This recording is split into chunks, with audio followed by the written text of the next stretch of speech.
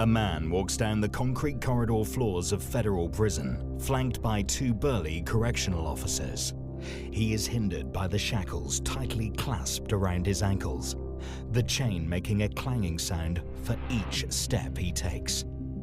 Walking the icy cold floors in prison-issued sandals, his blood runs colder than usual. He hears the echoes of chanting. The man has been given multiple life sentences to be served consecutively. He'll never be a free man again. As the correctional officers usher him into his bare cell, the doors slam shut. The noise reverberates throughout the walls of the notorious federal institution, known for housing some of the worst killers. A place of brutal horrors, a facility of punishment for those who had failed to follow the rules that society had laid out before them. Known in the underworld for crimes that would horrify the most hardened criminals, those who knew him were petrified of him. If the devil himself was to walk the streets of Brooklyn, he'd do so in the shoes of Tommy Pitera.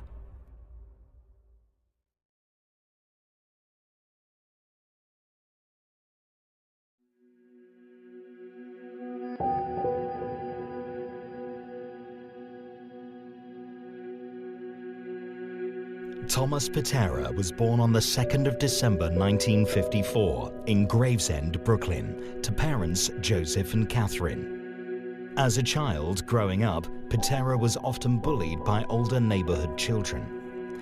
His small size and his almost comical-like high-pitched voice made him ideal prey for the rough-and-tumble kids of Gravesend. The constant harassment would drive the young Pitera into becoming a recluse at school, often coming home and crying quietly in his bedroom, unbeknownst to his parents. The bullying encouraged Pitera to search for a means to defend himself, and it was this and the love of a TV show called The Green Hornet that led him to the discovery of karate.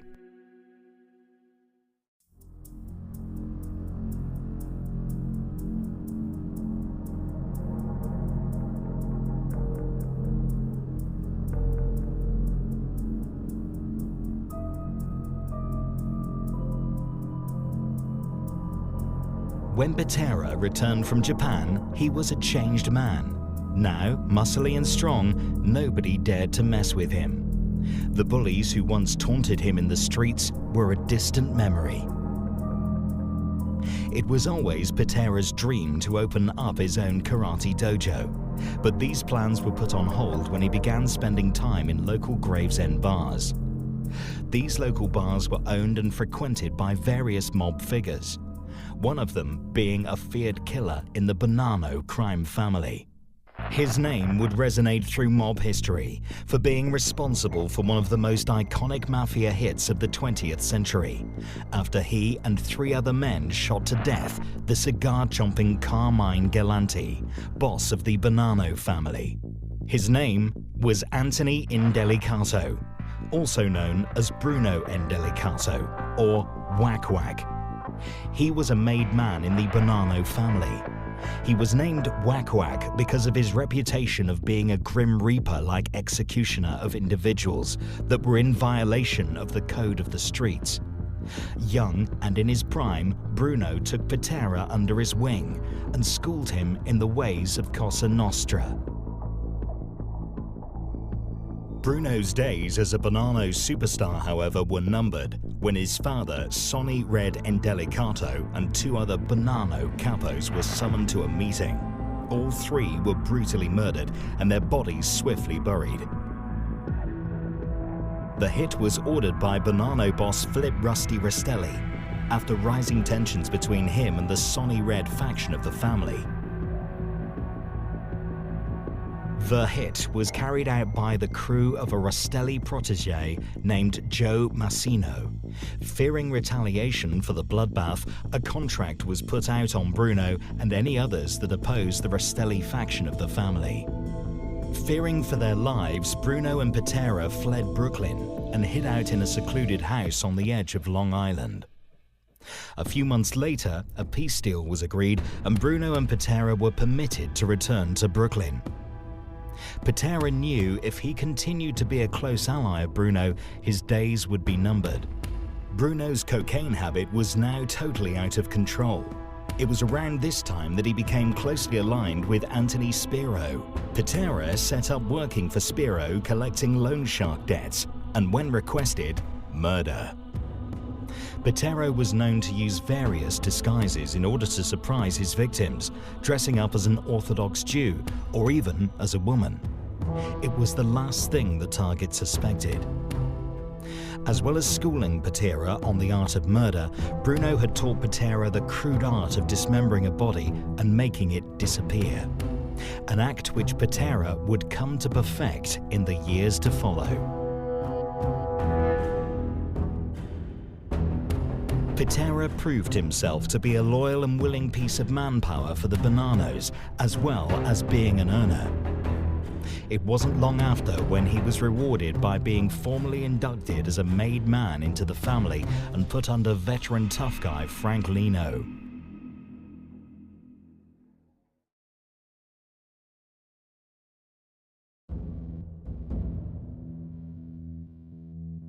Frank Gangi was one of those individuals who existed on the borders of Cosa Nostra.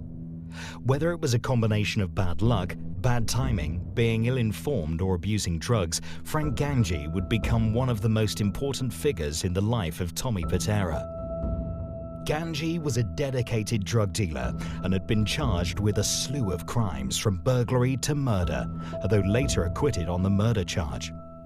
He was associated with the Bonanno crime family, and he came from a culture of mafiosi. If one was to look at the appearance of Frank Gangi, mafioso would be the last word to come to mind. His appearance was more akin to that of a kitchen chef or a pizza delivery man. Gangi, along with friends Billy Bright and Arthur Governaro, started a pot business in Gravesend, Brooklyn. Things prospered for the trio initially, but problems soon arose. One day they found out that Governaro had been stealing. As far as they and everyone else was concerned, Arthur Governaro was a drug addict and a liability. After some thought, Gangi and Bright decided to eliminate him. It was a quiet night of the 27th of April 1985 as Gangi and Bright lured the unsuspecting Governaro to a stash house in Stillwell Avenue, Brooklyn. To lower Governaro's guard, the three began to freebase drugs.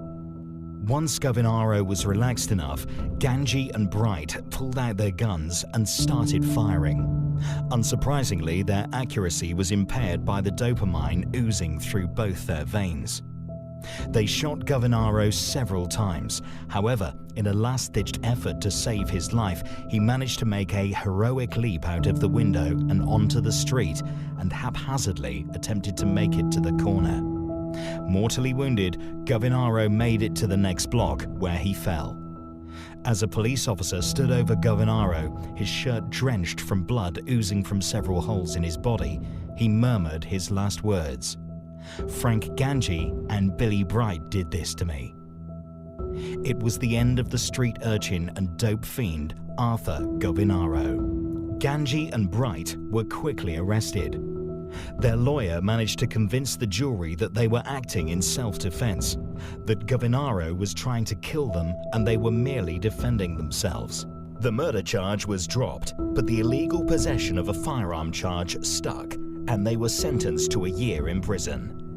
After his release from prison, Gangi's friend Judy Haymowitz said that she knew a man that could help him. His name was Tommy Pitera. When Gangi first met Pitera in the Just Us bar in 1986, he was taken aback by Pitera's high-pitched voice. Those who knew him were used to his voice and thought nothing of it, but Gangi was hearing it for the first time, and he couldn't help but think of Mickey Mouse. Wisely enough, Gangi didn't mention anything. If he did, he wouldn't have left the bar alive that night. Pitera knew that Gangi came from good stock, that his family members were well entrenched in Cosa Nostra, and that Gangi himself had been part of a murder. His criminal resume went down well with Pitera, who was looking to expand his gang. Pitera hooked Ganji up with a contact of his in the drugs business named Shlomo Mendelssohn, and he was soon up and running again. But in Gravesend, Brooklyn, trouble was never far away, and for the young Frank Ganji, it would be rearing its ugly head sooner than he thought.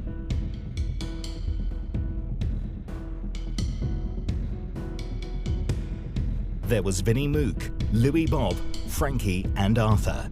They were the four Governaro brothers. It seemed like the Arthur Governaro murder was a distant memory for Ganji and Bright, but it wasn't for Louis Bob. Bob wasn't a made guy, but he was definitely connected. His family always seemed to be connected with street violence in some way, shape, or form.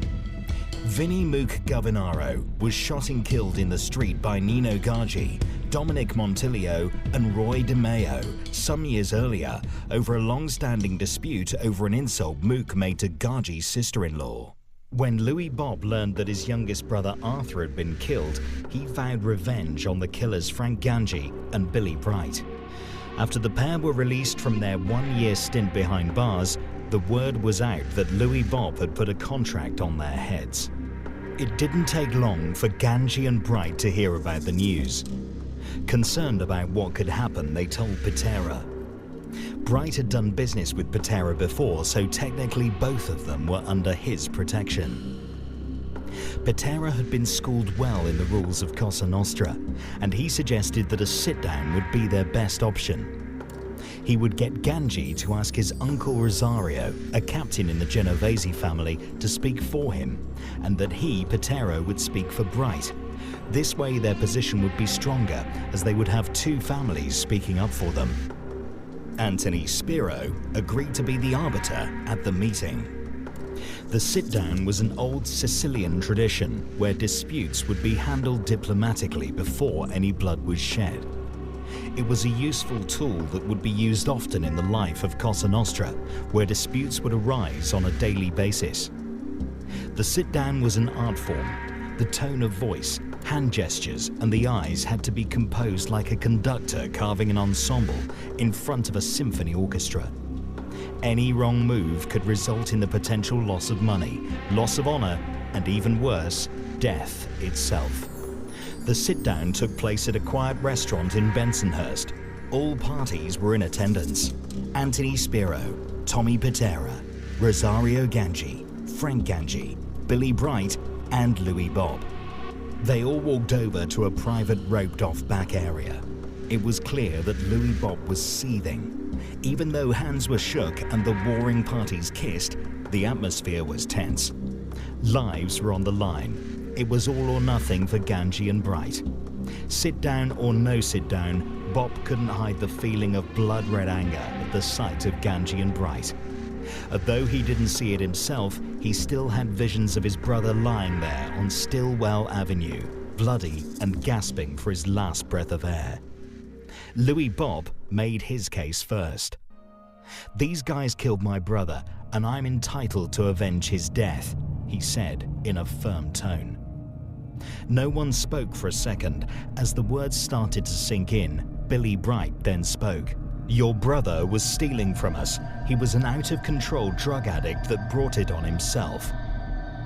Everyone knew who Arthur Governaro was, and they knew he was an out-of-control addict. His business would be to rip off drug dealers, but as fast as the money came, it went. The next day he'd be broke again. Governaro had been warned numerous times to smarten up his act, but the drugs had all but consumed him. It was only a matter of time before Governaro landed himself into serious trouble. Spiro listened to both sides with the look of a veteran arbiter. He knew that Ganji and Bright were earners for the Bonanno family. The pair also had made men in their corners speaking up for them. It didn't take long for Spiro to make his mind up. "No one's gonna get whacked. It's the end of it," Spiro said in a firm tone. He looked at Bob straight in the eye. "What's done is done. It's over." Bob knew better than to raise his voice or to have any outward display of anger. He quietly accepted Spiro's decision, as bitter as it was. If Louis Bob decided to take matters into his own hands, he'd be whacked immediately. Justice was swift when it came to violating sit-down edicts. Pitera and Ganji's relationship was cemented. It was official. Frank Ganji officially belonged to Pitera. It wouldn't be long till he'd take the young Frank Ganji to the deepest depths of hell, to a place where Ganji's mind couldn't compute the horrors that would await him. He wouldn't know it then, but Frank Ganji was in the grips of pure evil incarnated. Tommy Pitera had established himself as an earner for the Bonanno family and an individual who was able to carry out murders on demand for the mob. He'd made a name as a feared individual amongst gangsters. Pitera's MO when dispatching his victims was to put them in the bathtub, get undressed and surgically dissect the body into small pieces. They'd then be wrapped in garbage bags and placed into a suitcase, which would then be buried in a secluded bird sanctuary in Staten Island. Unlike other gangsters, Pitera kept trinkets of his victims to relive the memory. This sickened even the hardest of gangsters in Brooklyn.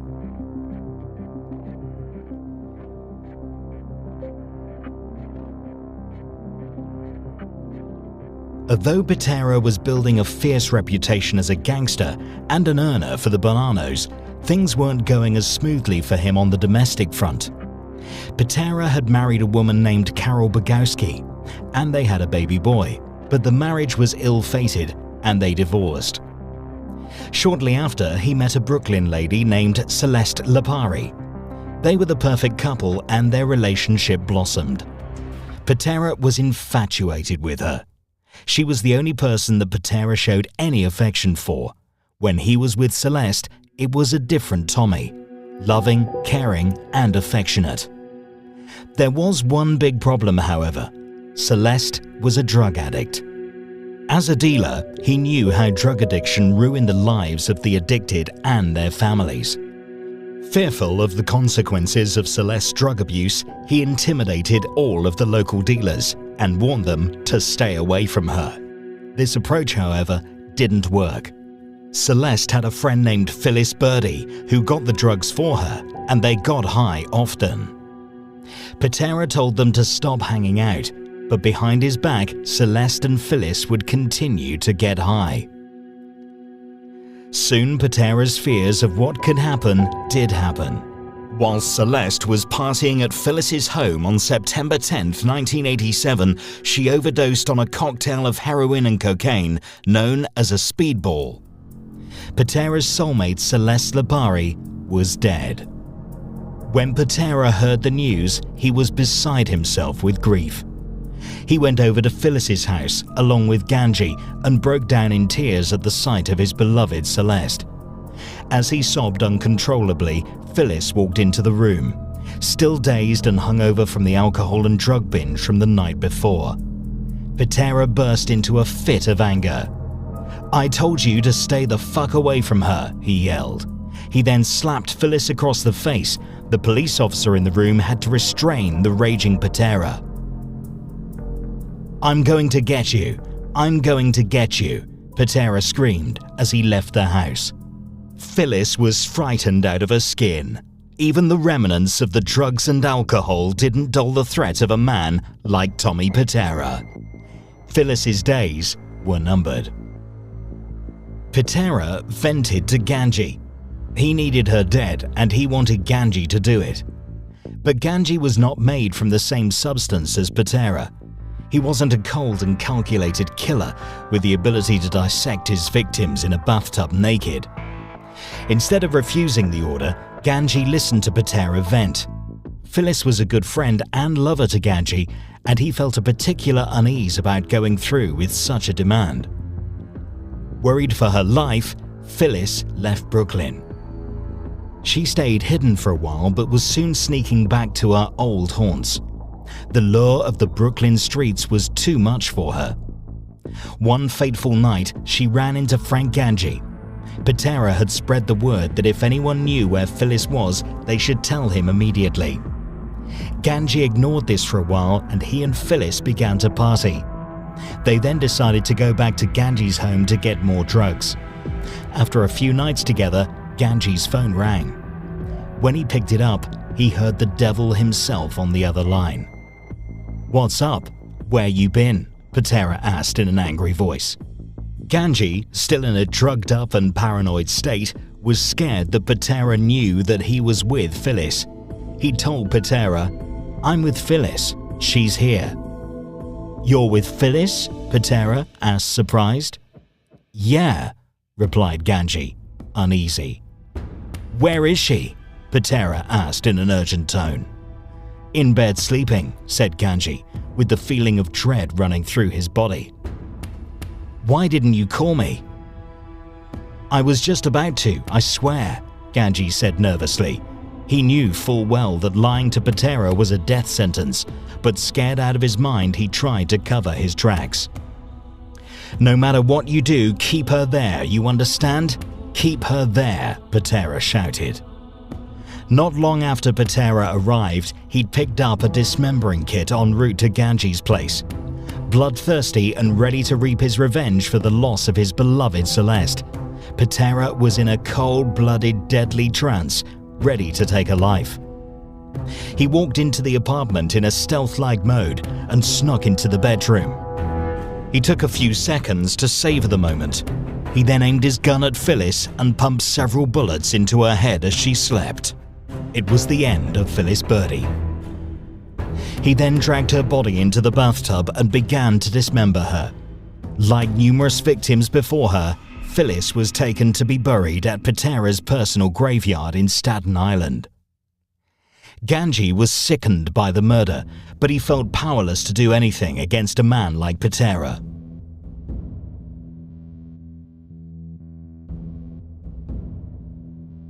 Handling guns was a day-to-day part of the mob life. "A gun should be an extension of your body," Pitera once told Ganji. But for Ganji, handling guns didn't come naturally to him. He would, however, try to train himself with firearms. During one of these exercises whilst at a house of a girlfriend, he inadvertently shot himself in the leg. In a panic, he called a friend named Andy Jakakis. Then he called Pitera. Jakakis was an old school guy from the streets. He ran in criminal circles but wasn't a tough guy. Ganji met Jakakis whilst doing his prison sentence for the Governaro murder. 30+ years his senior, Jakakis took him under his wing, almost like a father figure. Ganji later repaid the favor by intimidating a witness on a case involving Jakakis. The witness soon retracted their evidence. Jakakis was eternally grateful. From that day on, Jakakis would watch over the young Ganji. He would act as a gopher confidant type figure to Ganji. He thought that Ganji was a big-time mafioso, as he knew who his relatives were and he knew he was working for Pitera. He was fond of saying, "God put me on this earth to protect Frank Ganji." Out of embarrassment, Ganji made up a story about him being shot by people who owed him money. He told the story to Jakakis and then Pitera when he arrived. Being an expert on wounds and injuries, usually inflicting them, Pitera looked at the bullet hole with a cold, clinical eye. He then called a doctor he knew. The mob used a network of doctors who were happy to treat gangland victims for a fee and not report it to the authorities. A doctor came, removed the bullet, and dressed the wound. Jakakis was pacing the apartment, clearly bothered by the fact someone had taken a shot at his idol Ganji. The constant pacing got on Pitera's nerves. "Calm down, be quiet, you're getting on my nerves, sit down." Pitera pointed to a chair. Defiance about his eyes and defiance in his body English, and he said, "Hey, I don't have to listen to you, you're not my boss. I don't take orders from you, you understand? I only listen to Frank, understand?" He didn't know it then, and never did, but Andy Jakakis just committed suicide. No one talked to Pitera like that. Even tough guy mobsters would give Pitera a wide berth. Not only had he insulted Pitera, but worse, he insulted him in front of an underling. When Ganji and Pitera were alone afterwards, Pitera told him that Jakakis had to go, and that he wouldn't rest until he was dead. I'm not only going to kill him, I'm going to torture him on the dance floor of Overstreets. This sickened Ganji. He was fond of Andy. He was like a surrogate father to him. Ganji knew that Andy meant nothing by his comment and that he was all bark and no bite. He tried to convince Pitera to forget about it, but Pitera was adamant that Dukakis had to go. Ganji had two choices in front of him. Either he would do as he was told and kill his friend, or he would kill Pitera. The latter was no easy feat.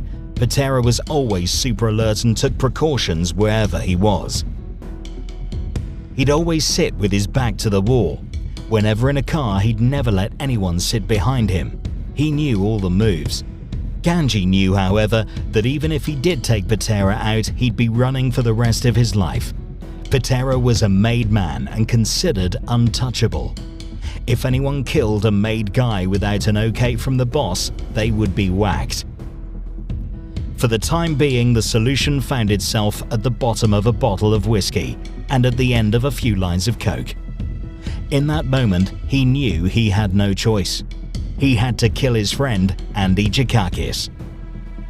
It was now mid-June 1988. A former boyfriend of Judy Haymowitz, Toby Profetto, a close friend of Ganji's, accompanied Frank this night. "Okay," Ganji said. "When the right time comes, I'll turn up the music real loud and we'll do it." "Okay," Toby agreed. They picked up the unsuspecting Andy Dukakis at a pizzeria. Ganji was driving. The unsuspecting Dukakis sat in the passenger seat. Toby was sitting directly behind him. Ganji took a right onto West 11th Street. This was a quiet, desolate street. A song by the Rolling Stones came on, "Start Me Up." "I like this song," Frank said, turning the volume knob up. Dukakis moved to the beat. Unbeknownst to him, he was dancing to his own imminent death. Seconds after, a bullet ripped through Dukakis' brain. The bang was deafening. He slumped forward. The smell of gunpowder wafted through the cabin of the car. It was the end of Andy Dukakis. Ganji took a right, a left, and made his way over to an empty lot on Bay 50th Street. The particular stretch that he pulled into hadn't been fully developed yet, and Ganji decided to just dump the body right there. A plan that had one major drawback that Ganji wasn't aware of in that particular adrenaline-packed moment. A capo named Todo Marable lived just opposite this lot. Todo was a feared captain in the Bonanno family. They took hold of the body and haphazardly dumped it there. In the panic of the situation, one of Dukakis' shoes came off and landed by the passenger seat. When Ganji got back into the car, he saw it and tossed it out onto the curb. This would not sit well with Todo. This was a personal offense. Whacking a guy and dumping him in front of a house of a captain in a mob family was a bad move. It was like taking a shit on his front door. No mobster would stand for such a thing. His family lived there. Trouble was in the air. It didn't take long for the body to be discovered. When Todo Marable found out about the body and the shoe being left there, he wondered what it meant. A Sicilian message, perhaps. But a message of what? The word went out on the streets. Who was the dead man? And why was the shoe left at the scene? Pitera felt a huge sense of gratification. Ganji had come through.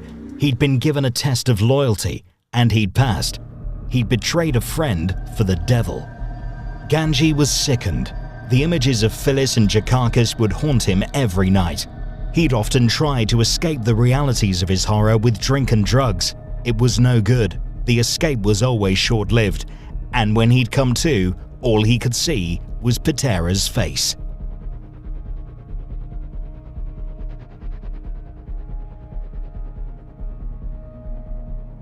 It was these thoughts that passed through his head as he drove one night drunk. He was stopped by a police officer. After a brief conversation with the officers, they ascertained he was well over the limit and promptly took him into custody.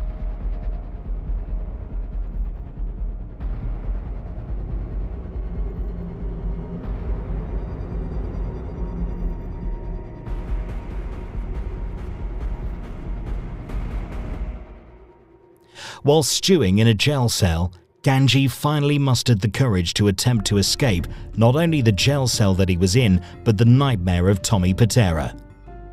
It was this night that Frank Ganji decided to do the unthinkable and turn on his boss, his tormentor, to turn his back on Cosa Nostra. It was the end of the nightmare and the beginning of a new chapter, but Frank Ganji would never forget the horrors of what he witnessed whilst in the grips of the terror that walked the streets of Brooklyn. The terror of one Tommy Karate Pitera.